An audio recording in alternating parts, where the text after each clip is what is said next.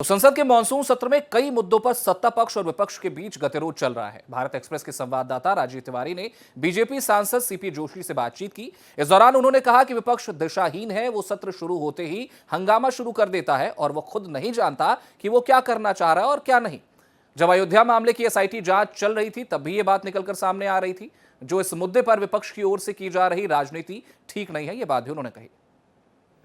मेरे साथ बीजेपी के वरिष्ठ नेता सांसद सीपी जोशी साहब हैं। सर, पार्लियामेंट में लगातार हंगामा देखने को मिल रहा है और आज तो पार्लियामेंट में जिस तरह से हंगामा हुआ तो उसके बाद एडजर्न हो गया कल तक के लिए। आखिर जो ये हंगामा चल रहा है इसके लिए किसको जिम्मेदार ठहरा रहे हैं आप? देखिए, मैं सोचता हूँ विपक्ष कहीं न कहीं दिशाहीन हो गया है।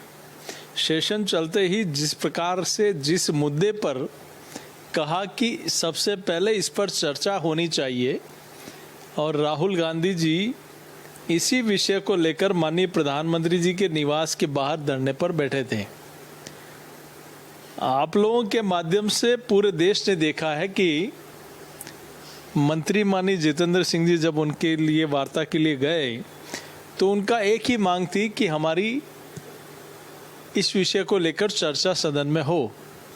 माननीय मंत्री महोदय ने थोड़ी देर में उनको स्पष्ट कहा कि इस विषय में चर्चा होगी, आप उठ जाइए। वो उठ गए, लेकिन थोड़ी देर में पता नहीं कहाँ से उनके पास कोई डायरेक्शन आता है, फिर उनका मन बदल जाता है और कहते हैं कि हम मंत्री का इस्तीफा होगा तब जाके हम उठेंगे। मुझे लगता है कि कहीं न कहीं विपक्ष दिशाहीन हो गया है। उनको क्या करना है क्या नहीं करना,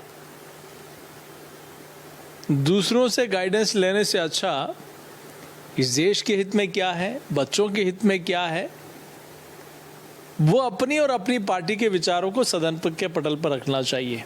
बहुत बहुत धन्यवाद सर आपको। कैमरा पर्सन पवन शर्मा के साथ राजीव तिवारी, भारत एक्सप्रेस, दिल्ली।